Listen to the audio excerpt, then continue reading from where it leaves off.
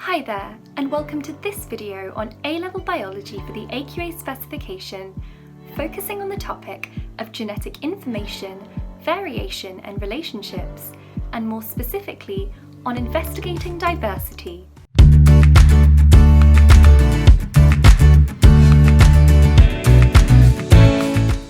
I'm Manisha from StudyMind, where we help you to revise A-level biology with our helpful video tutorials tailored to your subject, your specification, and to you.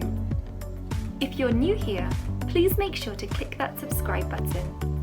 And whilst you're watching, feel free to leave any comments down below of anything you're unsure about, and let us know if it's your first time watching so we can send you our free revision resources.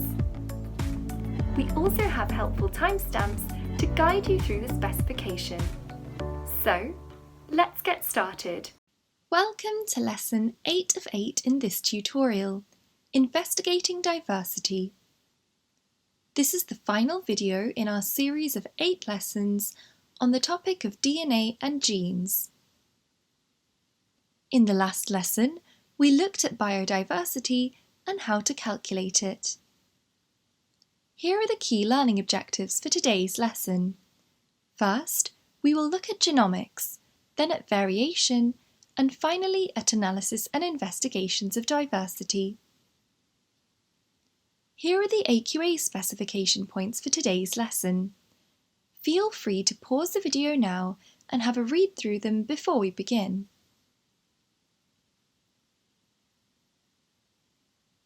First, we will look at how to compare genetic diversity. So far, we have looked at grouping organisms into taxonomical groups and the study of evolutionary relationships. Both of these involve looking at the diversity between and within species. Now let's look at something called comparative genomics. This enables us to understand the diversity of genes within a population or a community. It also shows how these genes change over time in order to understand evolution and evolutionary relationships. We can deduce similarity between organisms by looking at the following observable characteristics: facial features, body shape, and bone structure. We can also look at measurable characteristics such as weight, height, and blood pressure. Recently, we have been able to rapidly sequence the genomes of many organisms. This means we can determine the whole base sequence. The degree of similarity between sequences tells us the degree of similarity between species, and even organisms within the same species. By comparing the base sequences, we can see here that humans and chimpanzees are very similar to each other.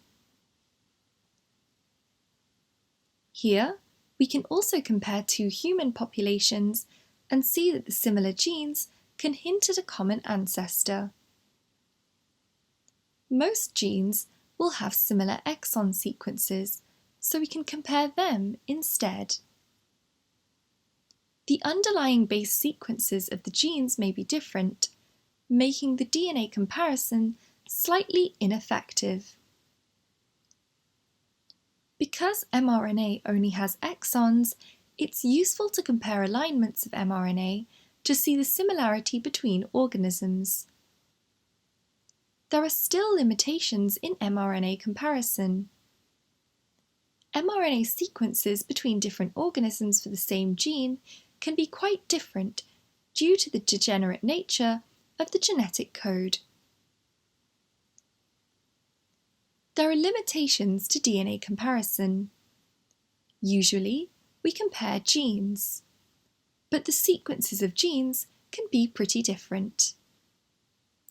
Amino acid sequences will vary less between organisms despite the degenerate nature of the genetic code. And we can compare the function of proteins in different organisms. The conservations of these proteins is important for forming evolutionary relationships. This requires structural conservation as well.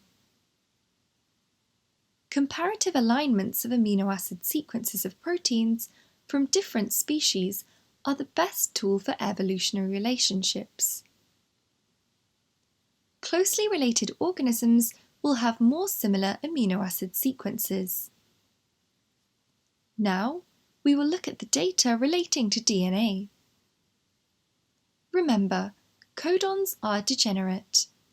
This means that each of the 20 amino acids our bodies use to make proteins can be specified by more than one codon.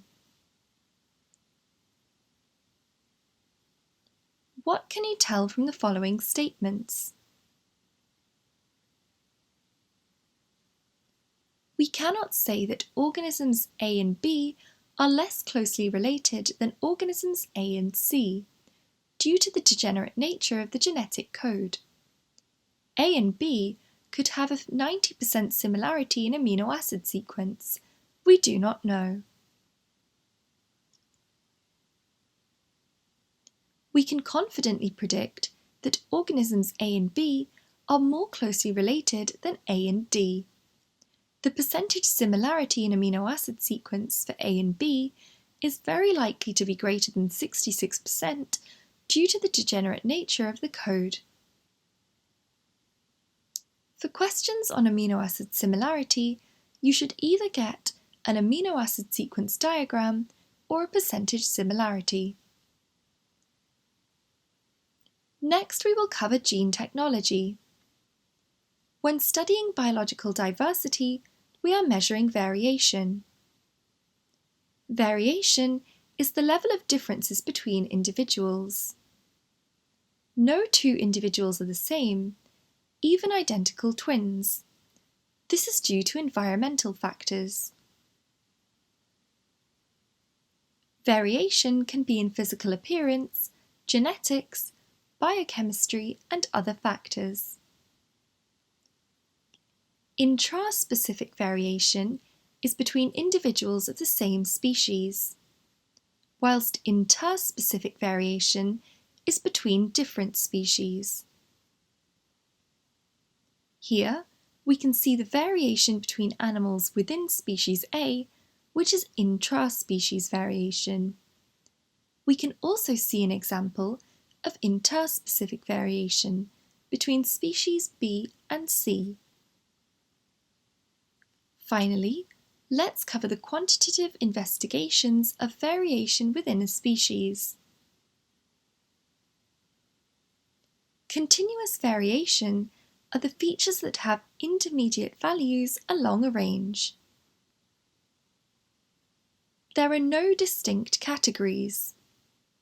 For example, height can vary and be any value in a range. Continuous variation can be plotted on a distribution, such as a normal distribution, as shown here. Discontinuous variation are the features that have distinct categories, with no individuals between. For example, eye colour has only a few variants. Discontinuous variation must be plotted using a bar graph. This is because there is no range of distribution. When scientists study a particular population, it isn't possible to study every part of the population. Instead, they only certain a sample. Sampling needs to be random in order to minimize biases. You can split a field into a grid and use an online calculator to randomly generate a coordinate. The larger the sample size of an experiment, the more significant the data that is yielded. A quadrat is often used when studying a field. You should really use the random coordinate generator to randomize your experiment. you may be asked to design an experiment to sample a population. Therefore, you need to know this section well and how you would demonstrate minimizing bias in your sampling method. We often plot continuous variation on a normal distribution graph. A normal distribution graph allows us to visualize how distributed our data points are. We can work out the mean. Since the normal distribution will have most values close to the centre. This is the peak on the graph. And the mean is the total of all the values or number of values. Standard deviation is the measure of how spread out the data is around the mean. The percent of our sample measured above the mean and the percent below the mean can be determined.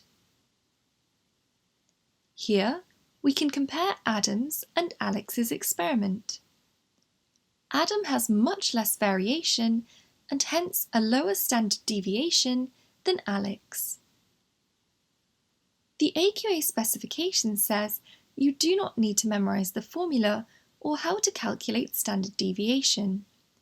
Just understand the meaning behind it and what it tells us. When drawing conclusions, we need to measure how significant the difference is between samples. In most cases, we compare the means of our samples to see how different they are. Using a statistical test, confidence differences from the intervals can be calculated. If the calculated confidence level falls within a range of 95% or greater, we can assume that the differences between our means are significant. Here, we can say that the larger the standard deviation, the further away the values will be from the mean, and the less confident we are about the results. We have now covered all the learning objectives for today's lesson. Feel free to skip back through the video and re-watch anything you feel unsure about. We have now completed Lesson 8. If you enjoyed this tutorial, make sure to subscribe by clicking down below and leaving a comment of a topic that you'd like to see a video on.